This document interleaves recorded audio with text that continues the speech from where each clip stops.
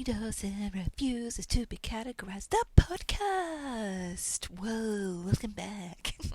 I don't know if this sounds any different, but I'm recording this in my new house using headphones, and I just want to let you know it is 10:26 at night. This is scandalous. I do not usually record anything at this point, and I'm usually not even awake at this point. But I have had 3 weeks off-ish while my kids were on school holidays, and it was beautiful, and it's our first week back at school this week, and I just want to get back into creating again. And I'm also taking tomorrow off because on wonderful Wednesdays I have Pilates, and then I go to River Reed and I fill up my well. So I was like, you know what? I am going to record this now. So I've just finished writing the blog post for my big June biz and life review. I tell you the inside gossip of everything that's happened, including I give you my income, my expenses, profit levels, all that stuff. And the rest of my family is asleep, and so in the new house we have a spare room that I use as an office, and I've been sleeping in here just for the time being because my kids have moved into new bedrooms, and my youngest still feels a little bit nervy about it, so I'm sleeping in the spare room just to be next to her room. And she's doing really, really well, and I'm so proud of her. But it means that I've got this little room that's kind of like a room of one's own, and I'm absolutely loving it. It reminds me of when I was at boarding school, and I used to live in kind of a 2 meter by 2 meter room, and it was absolutely fucking chock-a-block with my life. There was art on every inch of the walls, and I would make and read and study and sleep and have friends, and everything happened in that tiny little 4 meter squared area. And so I kind of have this here, and even more so because there's a little walk-in robe, and I've decided to make it kind of a storage area for a lot of my art and office supplies and stuff. But then one day I was having kind of a difficult sensory day, and my CBD oil, which I've been prescribed, and it's been helping hugely with my autism over sensory stuff. It's been out of stock at my supplier for a month, and so I've been on kind of just rations, using kind of 10% of what I usually use. And so anyway, it's hit me hard. And one day it was hitting particularly hard, and I was like, this sucks. It sucks that I have to raw dog life without CBD when I've finally found this thing that actually works incredibly well for my brain. And so I crept into the tiny little walk-in robe, and I put in lots of blankets in here, and I put sparkle lights in here, and it's my little sensory deprivation chamber, and I fucking love it. And so I'm recording to you from my little sensory deprivation chamber. But what I think is hilarious as well is that my kids have discovered it, of course, and so most nights they will come in here into the little separate sensory deprivation chamber together, curl up together, and hang out in here for hours. I love it. So it's our little sensory chamber together. It's really beautiful. And I really love this part of the journey where I actually I recognize, okay, this is where I'm at. I have autism. I've just been diagnosed with ADHD as well. I was diagnosed previously, and now I had to go through the psychiatric diagnosis to start testing our ADHD medication.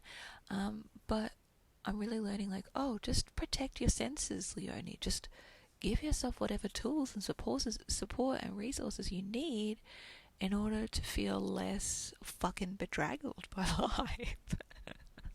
So I am. So I've got my little sensory deprivation chamber in here with the sparkly lights, and it is gold. I absolutely love it. I even bought lava lamps for ourselves, for me and the family, and I love them, and the whole family loves them, so I highly recommend. Anyway, this is all a long way of telling you, hi, I'm here in my little twinkly sensory deprivation chamber, and I'm really happy. I'm really happy. So, as usual, I'm going to share like my usual review of the previous month. I'm going to cover like what worked and what didn't in my life, what I've created in my business, how much revenue I generated, my goals for next month, and I'm going to include expenses as well because people are interested in those. If you want to go check out the pie charts and pictures and photos from the previous month, go to leoniedawson.com/June22 and you'll find it there. So my goals for June were really simple. I wanted to stay sane. Yay, I did that, nailing it. I wanted to finish unpacking, and yeah, we're pretty much there, like 90% there. There's still a few boxes left for Chris's office. We've still got to do some more runs to the recycling centre for packing boxes, and we're still not fully organised, but you know, it's good. It's really good. We're very cozy here. And I wanted to reinstall good habits because when you change your life in any way, like even just going on holidays, you lose your habits. It's like a clean slate. And so from reading Atomic Habits and Gretchen Rubin's book, what's it called? Good, great, goody great, something. Better than before. That's what it's called. Nothing to do with goody great. It's better than before. Yeah, it's really important to realize the power of clean slates in like, one, you can create new habits, and two, you can also like lose your old good habits. So I wanted to start reinstalling those, and I'm kind of on track with that. So I'm doing a habit tracker in my bullet journal every week, just to remind myself, to do the daily things, like either do 10 minutes of yoga or go for a walk, to make sure I do reading with my kids, to journal pages, to make sure I take my medication. There's a whole bunch of things, and the habits change all the time. It's just whatever I feel like I need to bring back into my life. On the business front, I really wanted to decide what to do next, and I did decide, and I decided to run a sale, which was a couple of weeks ago, and I'll tell you about the results of that later. I wanted to get back on track with my usual business habits. That's slowly happening because in June I really just enjoyed having my kids home for 3 weeks on school holidays, and I am totally fine to forego good business habits when I get the absolute honour and joy of having my kids around. Now, I would like to say a little disclaimer, like I am in the sweet spot of parenting right now. I have an 8-year-old and a 12-year-old, and they are gorgeous. And I definitely didn't feel as excited about spending time with them when they were younger. Like, as in, I loved them, and looking after toddlers is fucking exhausting. So now it's not exhausting. It's basically like I've just got 2 little mates that like to hang out and do crafty shit and have silly adventures with their mum. It's awesome. So I've got like 2 sidekicks, and also, I'm not in the teen stage where they think I suck yet. I mean, it's coming. I totally think it's probably coming, but for right now, sweet spot. So that's where we're at. And the last goal I wanted to have was to just keep encouraging my incubator clients, which is my small group coaching thing. No, I'm not recruiting anyone more. No, I'm not doing it again. I do it once every 10 years or so. So you look out for that in 2032. Okay, now what I got up to in life. Well, I can tell you, like, it was a very wild and full and social month for me. It was lovely, but it was a weird venture. So we moved into our new home 3 days before the start of June. So month was really spent unpacking and getting settled, we're still completely in love with our new house and so glad that we made our move. It's very cozy and comfortable, and we feel really at ease here. Plus, Chris's parents moved into our investment property in the same suburb. They were two hours away previously, and it's just a real blessing just to have them, you know, 5 minutes drive from us, and to be able to spend more time with them, and for the kids to have more time with their grandparents and all that kind of stuff. It's lovely. It really, really is. My kids also finished up their school term. My eldest performed a song at their end of term concert, and I was just so fucking happy for her. Like, sometimes she can feel performance anxiety, as we all do, and she was so confident and brave, and I was just like, you champion, you absolute champion. And then we celebrated the end of school term by descending upon like the local crepe store with like 12 kids and 6 mums. It was so much fun. And then me and the other mums kind of like traded off kids for the rest of the day so that we could all attend parent teacher conferences. So mine went to the river with friends and her mum. Well, I talked to their teachers, and then we swapped, and I took her kid home, and it was great. And teacher conferences, like, I want to say, they were actually so awesome and so positive, which was so lovely, because like sometimes I go to parent teacher conferences and I feel like I'm going to have a fucking nervous breakdown afterwards, right? I'm just like, how have I failed? Like, I don't know. I hyperfixate on anything that's not working and totally take it personally. And I know that's not healthy, but whatever. It is what it is. I'm working on it. Anyway, it was just awesome. And I had no like fucking existential crisis afterwards. So yay Team Us. And honestly, I'm just so proud of how like kind of empathetic and hardworking my little mermaids are. And one of the teachers described how my littlest, when she sees another kid kind of upset, she's just like a little empathetic beacon, and her little eyebrows, like the front of them go up, and she was like showing me how she was doing it. Like the teacher was like doing it, and and I don't know, the image of my kid's little eyebrows like going up in the middle instead of at the ends, and just going like, oh, and being like a beacon and going, it's okay, we can sort out the problem together, don't worry, sometimes I feel like this too. And oh, it's so sweet. And also, like, I don't feel like I can lay claim to that level, like to her emotional intelligence. Like, one, it's innate, it's born within her, and secondly, like, I want to recognize the fact that she has been very blessed to be in a classroom where other kids have done exactly the same thing to her when she's been anxious. And there has been some absolutely beautiful kids, some beautiful souls in there who would do exactly the same for Beth. And I just feel like she's just continuing to pay it forward, you know. Anyway, we went on to have 3 weeks of school holidays, and we originally thought we'd be like totally excitable and go on great adventures. But then we realized like the kids and us needed some like solid home time just to feel grounded in our new space. So that's what we did. It was a total joy. We planned out a herb patch. My kids spent endless hours out on the street playing with the neighbours' kids. We had lunch at the beach with the kids, and we almost died laughing playing Cards Against Humanity, the family edition. If you haven't played that, holy shit. That is some funny shit. That is the best game we've ever played. Ever. And then we'd even get Chris's parents to play it with us. And when you've got grandparents playing with grandkids, like, she gets wild. She gets real wild. And this is just in the family edition. Like, I've never even played the adults edition, and I can only imagine.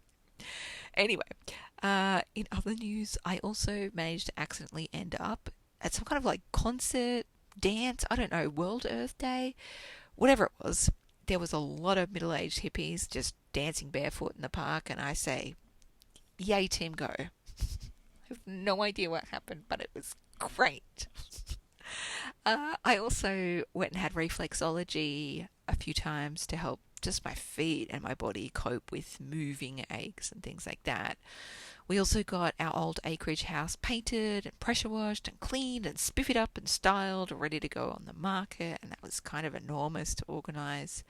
I went to a full moon five rhythms dance, and I was really excited and looking forward to it, and I could totally see that it was, you know, a beautiful experience for everyone going.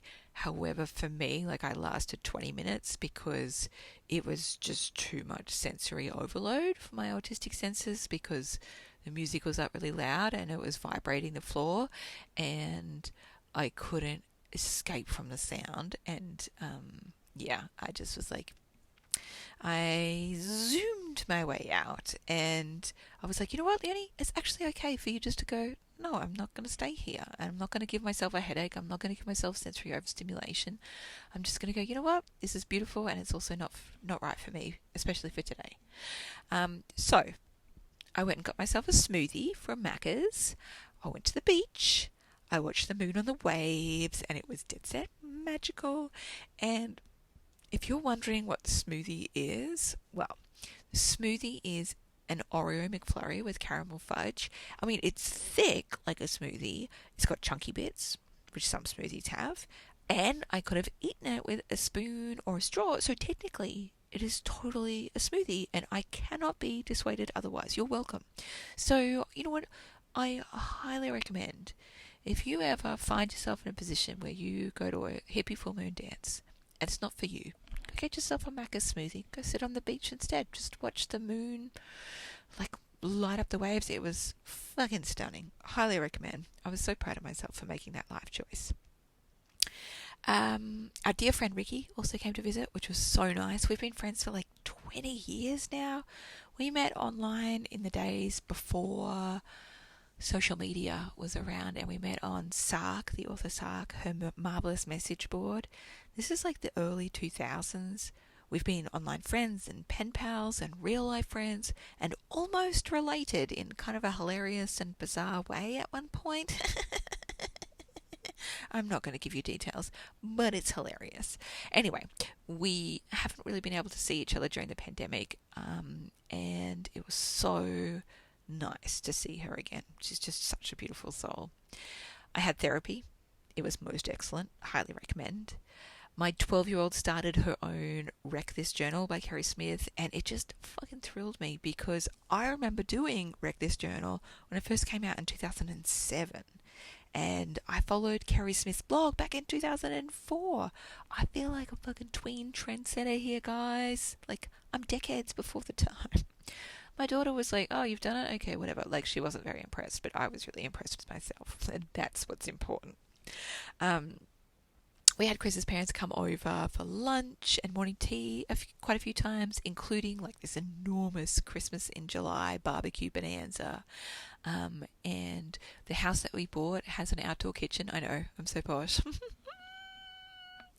And the old owners left the barbecue and the outdoor fridges, like the little bar fridges and stuff, drinks fridge, because we don't really drink alcohol, so it's just full of like kombucha and sparkling water and Chris's Pepsi Max. Anyway, we had an awesome time on the barbie, and my husband was just like, me make fire, me burn meat. And it's just amazing, like watching the men folk, because like his dad come over for it as well, the ceremonial using of the barbecue, and both of them just standing there staring at the fire. Ooh, ooh, ha, ha. Man make fire, man make meat. Also, it's really funny when I look at them from the back, because my husband and his dad look very similar from the back, except my husband has hair and his dad doesn't.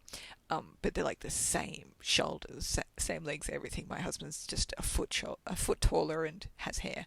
And just to see the two of them just like over, like staring at this fire, it was just like, there's like a real genetic ancestral need here, isn't there?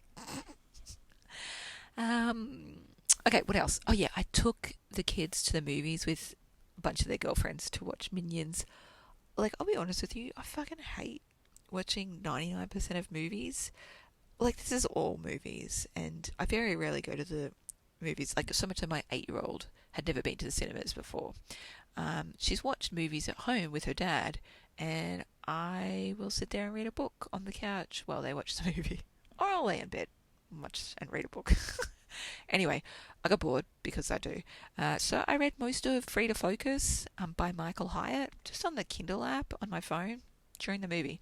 Hot tip, because on your phone, like if you get the free Kindle app, you can change it so it's a black screen with white writing, and turn the dimmer way down so it wasn't disturbing anyone else. But I had a lovely little read and really enjoyed it. So Minions, good for you. Anyway, so that is about it. Like, that's just on the live front. In terms of the best books, my favourite books for June were a graphic novel called Kimiko Does Cancer by Kimiko Tobimatsu. We Should All Be Millionaires, A Woman's Guide to Earning More, Building Wealth and Gaining Economic Power by Rachel Rogers. Stuck With You by Ali Hazelwood, and The Cheat Sheet by Sarah Adams. Like, all of them quite delicious. In terms of business front, I got to hang out face-to-face with my incubator coaching clients, the extraordinarily talented Castella. I love her. She is a surface pattern designer, and then she also teaches people how to have a surface pattern design business and do surface pattern designs, and it's very cool. Very, very cool. I also went to dinner with a gaggle of other local business goddesses. We had the best fucking time. Holy Jesus. My face hurt from laughing so much. So I just adored hanging out with Tash Corbin, Amanda Ruzzi, Castella again, Claire Riley, and Bridget Asselmont. And if you want to check out all their websites, if you go to leoniedawson.com/June22, you'll be able to find all of their magic miracles there. And I can't fucking wait for the next one in a few weeks. And I just want to say, hello. Look at me name dropping like a glamorous motherfucker. Am I, between this and the outdoor kitchen, am I posh now? Am I posh? And then, to add posh onto the posh fire, I got invited as a special guest to Tash Corbin and Claire Riley's Finish Fest retreat they were running. They did this picnic on the river, and it was this luxury picnic that was beautifully set up and beautifully catered. At sunset, it was so fucking beautiful, with beautiful, adorable humans. Count me the fuck in. Amazing. It was so great. And I'd say it was networking at its finest, if I was the kind to use the word networking, but I'm not. So I'll just say I gently rubbed my nub upon other nubbly bumps, and it was fucking glorious. And that's all I'll say about that. I also did weekly sales star calls. I did our usual monthly group coaching calls for all eCourse students. I did a coaching call for all my small group incubator coaching clients, and was doing, I'm in there 3 times a week at least, answering their messages and all that kind of stuff. And we also ran a 3-day sale. So that for me is a whole lot of socializing and coaching calls that I don't ordinarily do. I usually do 1 call a month, and I did 6 calls. Watch that go. I know some people do a lot of calls and stuff, but I don't. I just don't. So that was a lot. And I saw people in face-to-face 3 times in a month. It's a fucking medical marvel, that shit. All right. Didn't really do much blogging, truth be told, in June. It was fine. I was busy doing other things. Did a few interviews, including on the Becoming Me podcast, the Intentional Creator podcast, and the Plannercraft Pro Summit. If you want to find out a full list of the software that I use to run my business, go to leoniedawson.com/tools, and you can find all of them in there. And, the moment you're all been waiting for. How much money did I make in June while I was gallivanting about, snubbling my nubs on other nubbly nubs, and moving into my new house and having a fucking rip-roaring time and not blogging? Really? Okay, so in total I made just under $80,000. It was like $79,825. Of course, like once accounting like comes in and like reconciliation, that number will move around, but it's in that ballpark. Now, in terms of where that income came from, I'll give you like the divvy up. So e-courses brought in $68,916. My passive income business, which I set up like 6 years ago, I worked on it actively for a couple of years, and now I don't do anything with it. So it's all just income that's 100% passive for me. That is $7,150. I'm an affiliate for Kajabi that brought in $1,500. I got the rest of an export market development grant, which was $1,374. My goal getter planners, the digital version, brought in $371. My print royalties for it came in at $256. My Calm Christmas planner on Etsy brought in $24. My shares and ethical managed funds, there was no increase on those, but that's fine. In it for the long haul. My investment property, usually I'd record how much income I brought in, but because it's now converted to a family property for in-laws, I don't really want to share like how much we rented out or expenses or anything like that. But we've got an investment property. In terms of other things, there's 3 ways I made some free money this month as well. Watch me go. So we got $207 in cash back. And what that means is like we pay for all of our life and business expenses on awards credit cards that we pay off in full every single month before interest is charged. And then we take the awards as cash back. So like you get like all these awards points, and what you can do is like get free shit from their store, like toasters and kettles, and like you could work up to getting an iPhone if you really wanted. Alternatively, you can convert it into gift cards, like from Flight Centre or Myers or whatever. Or you can just take it as straight cash back to your account. We take it as cash back to our account because we don't need any other fucking kettles and we don't really want to buy anything. So we'll just take the money. Thanks. Cheers. Bye. So anyway, $207. $207. It's just money back for money that we've spent. It's free money. Hooray. As long as you pay it off every single month, religiously, however. I also got a $10 gift card from Honey, which is a free plug-in that helps like search for like coupons and discounts whenever I'm buying things online. Totally works a charm, and I save money. Sometimes it's like $25 in a single purchase. Sometimes I save nothing, but either way, it's worth using and checking. And I also get awards for using it that I then will cash out as an Amazon gift card, which is, again, free money. And then I use that to just like add to my Kindle balance. Now, I know like it's some ways like I'm kind of embedded in the Amazon system now. Like I started buying Kindle, like the Kindle ebooks from there. Oh, my first Kindle, which is over 10 years ago now. And I know like that Amazon is problematic in its own way, and I'm just too fucking embedded in the system to get out, because I literally have bought thousands and thousands of books and audiobooks through them.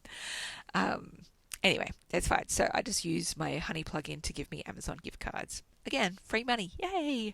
And then Upstreet, which is currently at $17. So Upstreet is another free app that gives me like fractional, like mini shares when I purchase with participating companies. So for example, with Marley Spoon, I was using Marley Spoon to do, like grocery recipe delivery, that kind of stuff. And when I use the Upstreet app, every time I put an order, I would get like between 1 to 2% of my order amount back in Marley Spoon shares. So I've now got like $17 worth of Marley Spoon shares just because I bought shit through Marley Spoon that I would have bought otherwise. Again, it's free money. Yay! Now, that is all the ways that I earned money this month. I thought I'd go through and give you a bit of an e-course income breakdown as well. Actually, you know what? It's really fucking boring to read that out loud. Basically, 40 days to create and sell your e-course. That brought in the most amount of sales. It's like 17 grand. And then it goes down from there. And if you want to see the full divvy up, even including a really sexy little pie chart that Zeta did up to show where I made the money, go to leoniedawson.com/June 22. You can see it in there because I can't be bothered. Now, popular requests, I'm going to include some of the expenses for the business as well to give you a bit more transparent look.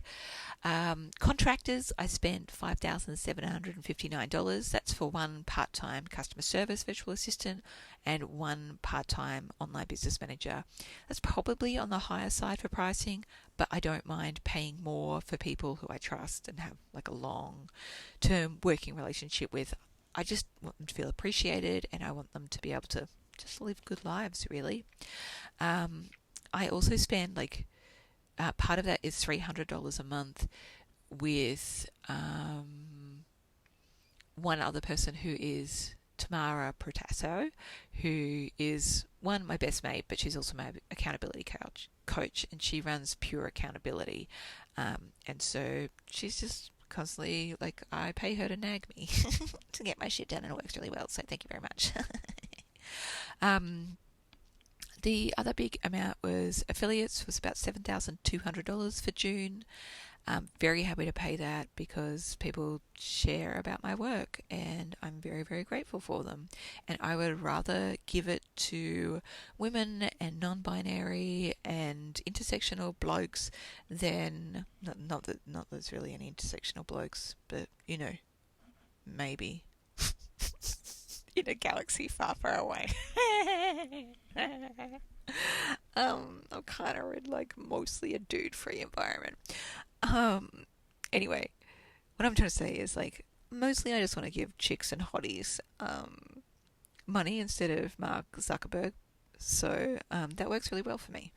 That's my advertising spend. That's going to small women business owners. Whoop, whoop. PayPal and account fees were $1,133. Accounting was $3,000.